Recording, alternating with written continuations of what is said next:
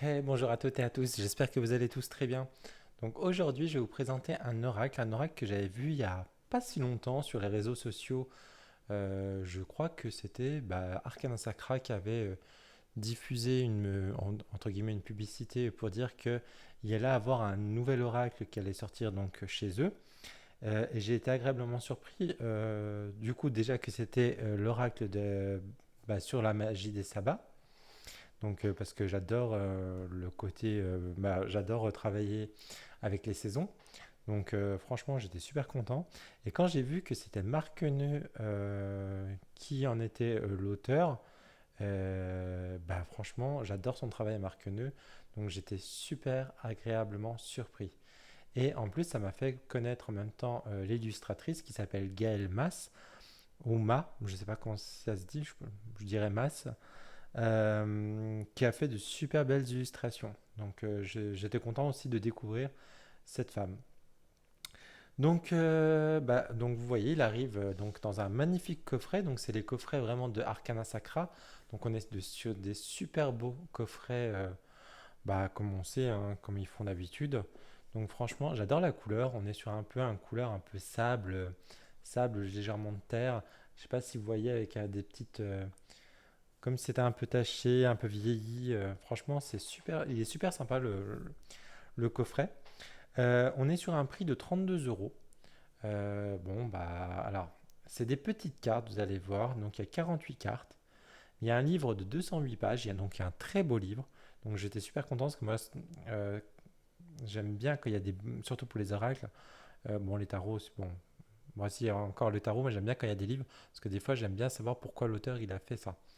Mais bon, par contre, pour les oracles, j'aime bien quand il y a des beaux livres, enfin des beaux épais livres. Le travail de Marc Queneux, donc je viens de le recevoir, donc je l'ai pas encore, j'ai même pas regardé les cartes hein, pour vous dire. Bon, j'avais regardé un petit peu sur internet et tout, mais voilà.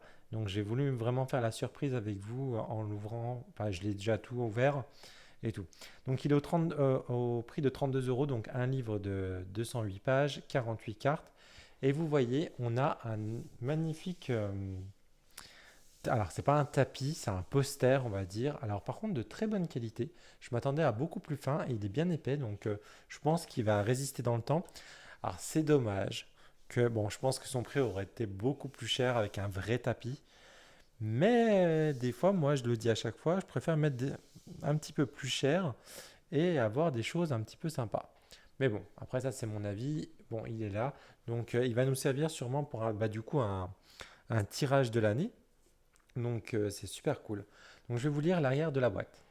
Alors, cet oracle vous invite à célébrer les 8 sabbats, ces points clés de l'année au rythme la vie, qui rythment la vie, pardon, la mort et la renaissance dans la nature.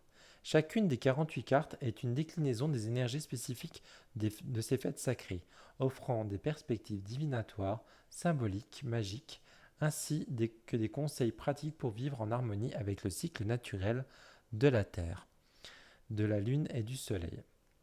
Que vous soyez pratiquant, expérimenté ou simplement curieux des voies anciennes, l'oracle magique des sabbats enrichira votre parcours spirituel. Il vous guidera à travers les solstices, les équinoxes et les célébrations agricoles traditionnelles.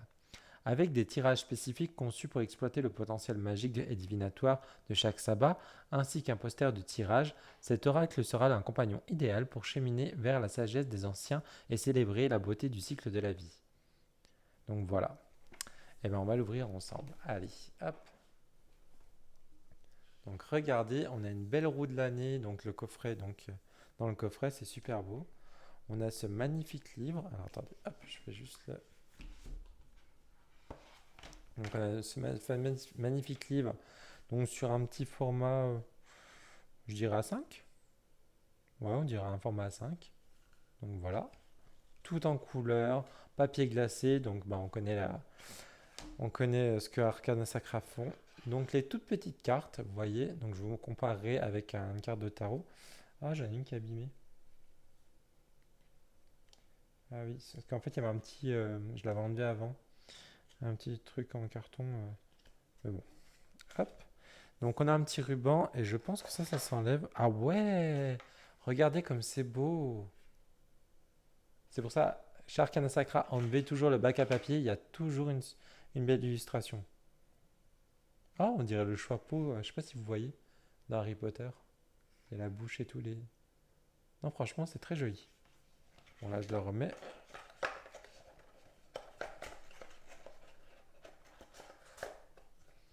Donc, on va regarder les cartes après. Hop, on va déjà lire le livre. Alors, donc on est sur du papier glacé, bah, de super bonne qualité, hein. Regardez, on est sur un effet un peu effet parchemin. Hop, donc ça va briller un peu, je suis désolé. Donc là, je vais vous lire le sommaire. Donc on a un propos des auteurs, on a un avant-propos, on a la présentation. Après, on a les 8 sabbats. Alors, du coup, pour le sabbat de Samhain, donc là, le prochain qui arrive, donc le 31 octobre, donc c'est le sabbat de la mort et de la renaissance.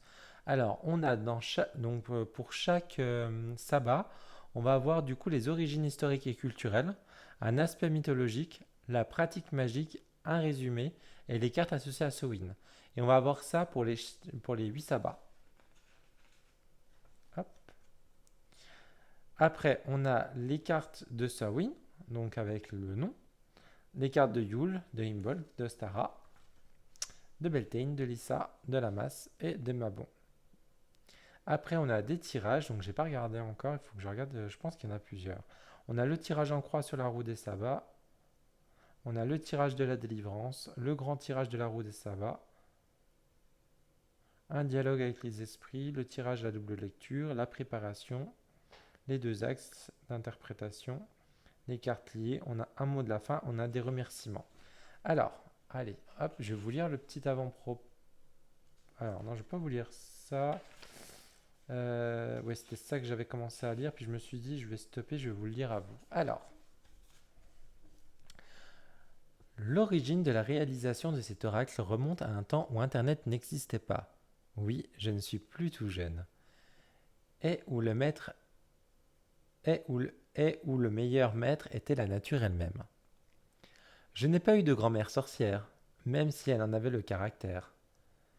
Je n'ai pas eu de mère voyante, je n'ai pas eu de maître spirituel. Mes passages dans les groupes initiatiques ne m'ont servi qu'à comprendre comme l'ego et son inflation peuplent le monde spirituel. Mais j'ai eu la chance de grandir à la campagne, de passer mes journées dehors, sans écran ni réseaux sociaux. Mon signal pour savoir que je devais rentrer à la maison n'était pas le niveau de batterie d'un téléphone, mais mon prénom que criait ma mère au loin de la fenêtre.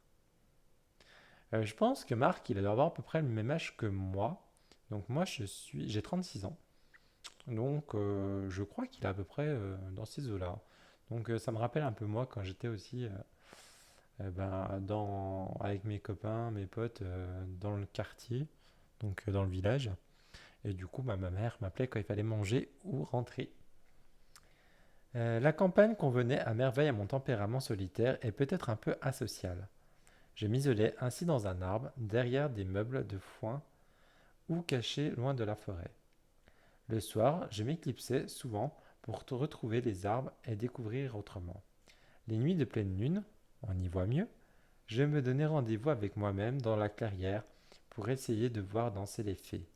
L'époque s'y prêtait encore. C'est là, au milieu de la nature, que je cherchais à comprendre le monde étrange dans lequel les dieux m'avaient propulsé et pourquoi je n'ai pas encore la réponse. La croissance des plantes, leur évolution d'une saison à l'autre, devenait peu à peu ma référence pour comprendre les changements liés au temps qui passe. Les différences d'un même lieu, le jour et la nuit, sautent aux yeux et celui qui observe la nature. Deux mondes se télescopent en même espace selon la période d'observation. C'est magique. C'est cette même magie que j'ai cherché à vous transmettre dans cet oracle.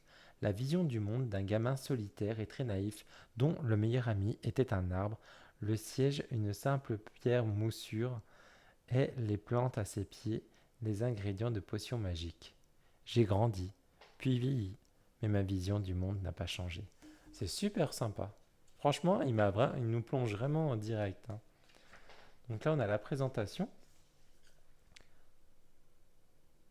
Bah ça, c'est ce que je vous ai lu à l'arrière, en fait.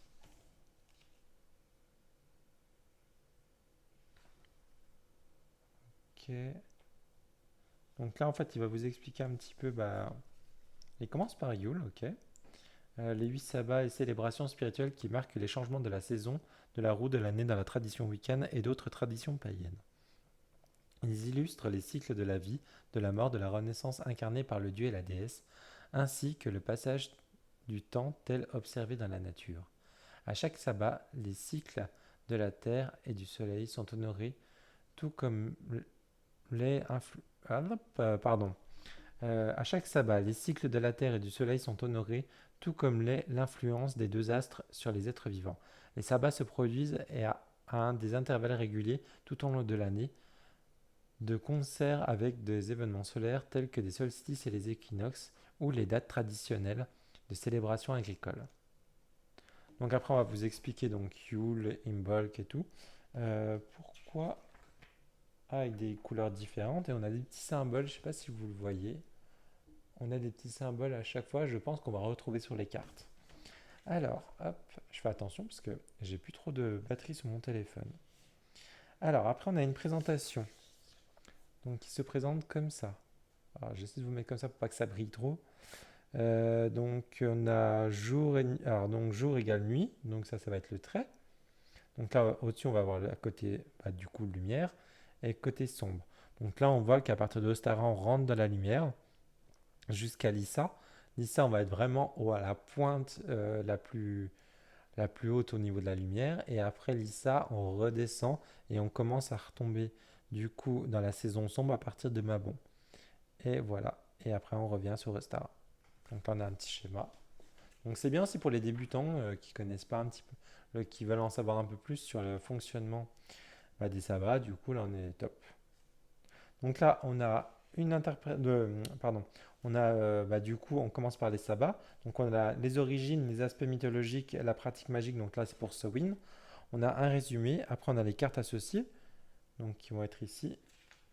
Et on va avoir ça pour chaque sabbat. La qualité du livre est vraiment top top, hein. Donc j'avance un peu. Ta, ta, ta.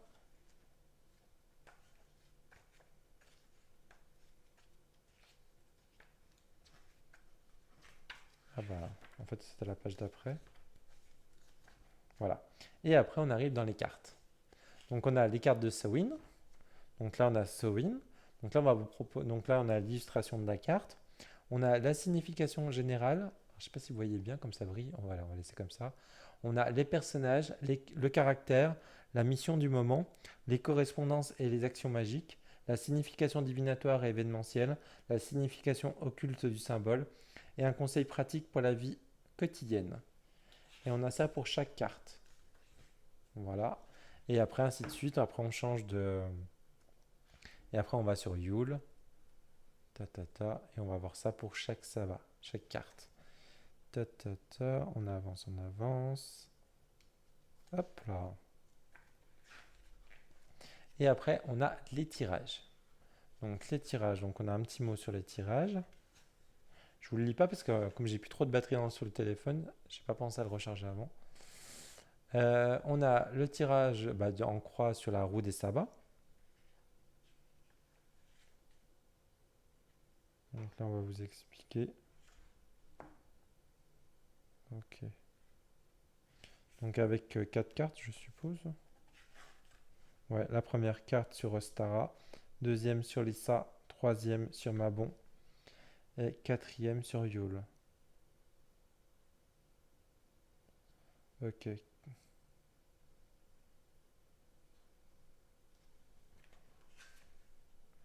Donc la première carte, par exemple, sur Ostara, ça représente la situation actuelle et le début du commencement de quelque chose.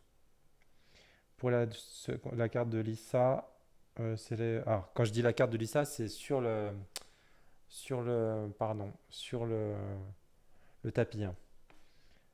Posée sur Lissa, elle est l'accumulation de situations, c'est-à-dire ce qui est possible d'espérer de mieux pour le projet. Troisième carte posée sur Mabon représente les forces adverses au projet ou ce qui peut causer un déclin. Je vous dis pas tout.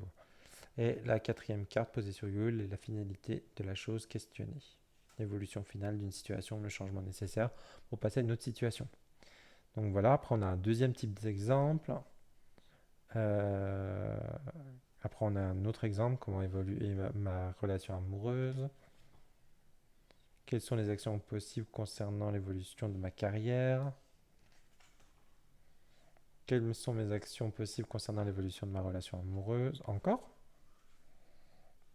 Le tirage de délivrance.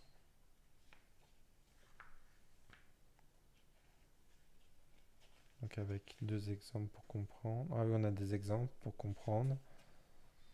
Le grand tirage de la roue des sabbats. C'est bien ce qui nous met des exemples à chaque fois.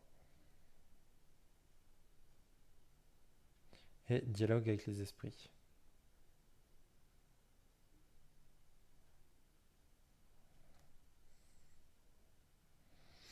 Et après, on a tirage double lecture.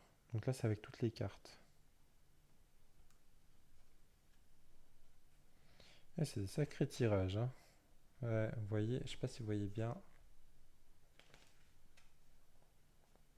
Puis on a les schémas à chaque fois.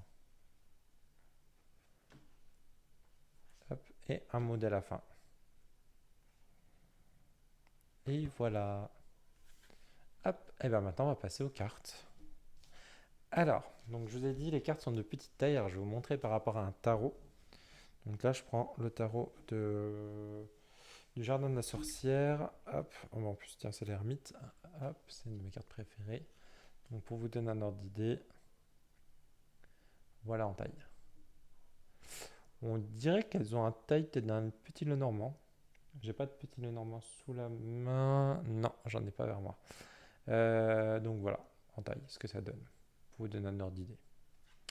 Donc voilà, allez, on va regarder maintenant les illustrations. Alors, je vais zoomer un petit peu pour que vous voyez bien la carte. Alors, je ne vous ai pas dit, alors on est sur des cartes neutres, hein, tranches neutres, et heureusement, j'aurais pas vu des tranches dorées sur ça. On est par contre sur des qualités très très bonnes. Franchement, elle est de très très bonne qualité, hein. C'est du 350 ou 400, hein, je pense, hein. Alors là, on a Sowin, donc on a un numéro sur la carte et on a le symbole donc pour dire qu'on est bien dans la famille de Sowin. Donc voilà. On a la mort. Donc là, on est. Et puis vous voyez, on a un liseré violet. Donc je pense que c'est pour dire qu'on est dans la famille de Sowin. Le crâne, le chat,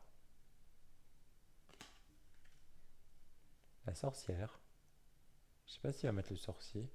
Comme ça, un homme en plus qu'il a créé. La porte. Après, on arrive sur Yule. Le soleil. Oh, très intéressant. Vous voyez là, c'est vraiment la lumière qui vient de soi, hein. Notre lumière intérieure. La bougie. L'amulette. L'offrande. Oh, il est mignon. Le bonhomme de neige. Après, on arrive sur une bolque. Pareil, hein, on peut les utiliser pour mettre sur son hôtel, hein. L'encens. Le papillon. Les illustrations sont très jolies, hein. Le pentacle. Ah, il est beau le chaudron. Le feu de joie. Donc là, on arrive sur Ostara.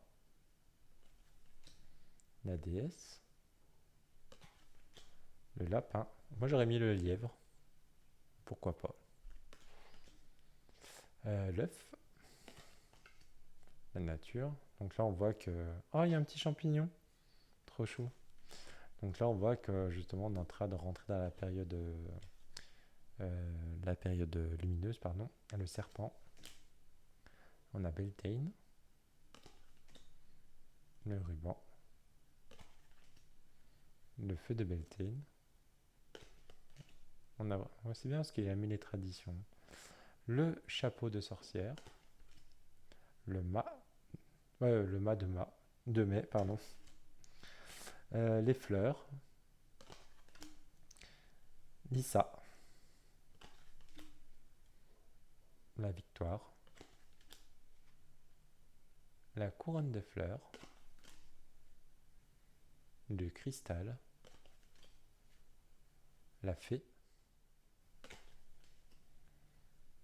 la culmination du soleil, pardon.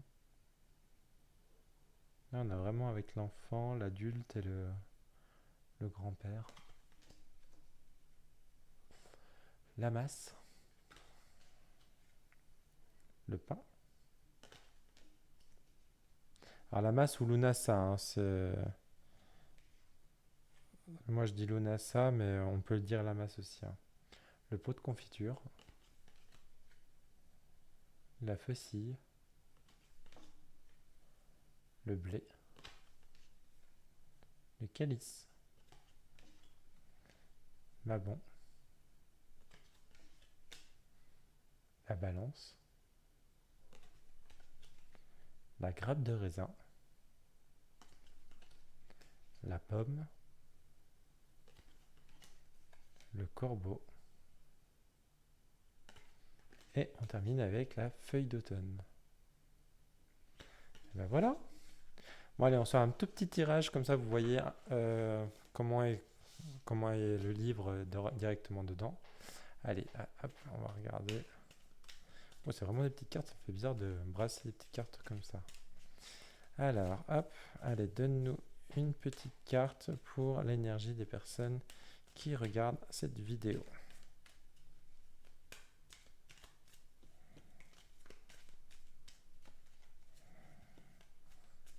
J'ai pas l'habitude de brasser des petites cartes comme ça. J'ai peur de les perdre dans ma main. Soit d'habitude elles sont trop grandes, du coup on a du mal à les brasser. Hop. Alors hop, allez, on va les étaler pour voir si elles s'étalent bien. Oui, ça va, elles s'étalent bien. Pardon, je vais dézoomer un petit peu. Allez, on va choisir une carte. Bah tiens, celle-ci. La fossile. Alors, la fossile, du coup, on est sur la masse ou l'UNESA. Alors déjà, bah, peut-être qu'on nous demande de... Juste en visuel comme ça, qu'est-ce qui peut nous venir en temps? Donc là, il y a le temps. Bah, peut-être faire attention avec son temps, parce que là, on voit que le sablier est brisé. Donc peut-être prendre plus son temps, parce qu'on gaspille peut-être notre temps. Voilà, moi je pense plutôt ça. On gaspille peut-être plus notre temps, donc peut-être ralentir, lever le pied. Et, pardon, j'avais pas vu que c'était lumineux. Euh, et peut-être qu'il faut couper ce... Bah, soit récolter quelque chose, ou soit ouais, prendre son temps, moi je dirais bien, hein. En plus, on est sur l'été, donc on est un peu... On va voir, de toute façon. Donc, elles sont numérotées, donc taille 40. Taille 40, pardon. C'est le soir, c'est pour ça que je suis fatigué. Alors, du coup, non, là je suis sur 41. Hop là, 40. Vous voyez, donc on a l'illustration, donc je vais vous lire. La signification générale. La faucille est un symbole de récolte, de fin de cycle et de transformation. Elle représente le moment où nous recueillons ce que nous avons semé, où nous récoltons des fruits de notre travail. Mais l'outil est brutal pour le blé. En le tranchant, il coupe de sa source vitale et lui rappelle que tout cycle a une fin et que la mort l'attend avant sa renaissance. Donc en personnage, les personnages représentés par la faucille sont réalistes, mais fatalistes. Elles savent que tout a une fin et voient cette fin comme une fatalité, pas comme une transformation nécessaire. Le caractère de la carte. Le caractère de la faucille est réaliste, mais pessimiste. Souvent déprimée, la faucille s'habille de lunettes noires. Résiliente, elle ne se bat pas contre son destin, elle accepte le changement par dépit. La mission du moment. La mission du moment pour la faucille est d'accepter le fin de cycle, d'accepter une perte inévitable. Par cette acceptation, vous pourrez repartir sur de bonnes bases et vous préparer pour le prochain cycle. Les correspondances et les actions magiques. Donc dans le contexte du sabbat de la masse, La faucille est utilisée dans des rituels liés à la récolte, à la coupure, des liens négatifs à la fin de cycle. C'est le moment pour vous d'accepter la perte ou la situation afin de vous préparer pour un nouveau cycle à venir. La signification divinatoire événementielle. En divination, la faucille suggère une période difficile, mais nécessaire. Vous êtes en train de terminer un cycle et vous devez passer par la phase d'obscurité afin de vous adapter, vous transformer et remonter la pente. La signification occulte du symbole. Dans l'occultisme, la faucille est un symbole de fin et de mort. Elle rappelle que tout a une fin, mais que chaque fin annonce un nouveau commencement et que la transformation est une partie essentielle de la vie. Et le conseil pratique pour la vie quotidienne, pour intégrer l'énergie de la faucille dans votre vie quotidienne, plantez des graines de fleurs ou d'herbes aromatiques. Placez-les dans un pot et accompagnez leur travail de germination au quotidien. Ce rituel vous connectera à l'aspect fossile positif de la faucille. Un cycle qui recommence, une graine qui devient une plante. Donc voilà, franchement je trouve que c'est super bien expliqué. Franchement là ça va être pas mal. Je vais le combiner avec l'oracle, je pense, ah mince, Ah mince, j'ai perdu le nom. Qui est pareil sur... alors c'est pas sur les sabbats, c'est vraiment sur le cycle. De Mystic Moon. L'oracle. Je me demande pas si c'est pas de la magie saisonnière. Enfin voilà. Si vous voyez ce que je veux dire, mettez-le moi en commentaire. Mais je l'ai pas sous la main. Mais bon, je pense qu'il pourrait être pas mal avec celui-ci. Parce qu'on va travailler vraiment sur les cycles. Donc voilà, écoutez, j'espère que cette vidéo vous a plu. Si c'est le cas, n'hésitez pas à mettre un petit pouce, un petit commentaire pour me faire monter un petit peu dans l'algorithme. N'hésitez pas aussi à partager la vidéo si vous pensez qu'elle peut plaire à d'autres personnes. J'espère qu'il vous a plu cet oracle autant que moi il m'a plu. Et de toute façon, je savais que le travail de Marc elle est top. Donc franchement, c'est pour ça que j'ai pas hésité à l'acheter. Et comme je vous l'ai dit en début de vidéo, je suis super content parce que du coup, j'ai pu aussi voir les magnifiques illustrations que Gaëlle a faites. Et du coup, aussi, ils me permettent aussi de connaître cette illustratrice que je ne connaissais pas. Donc voilà, écoutez, je vous souhaite à toutes et à tous une très belle soirée. Je vous dis à très bientôt. Ciao, ciao.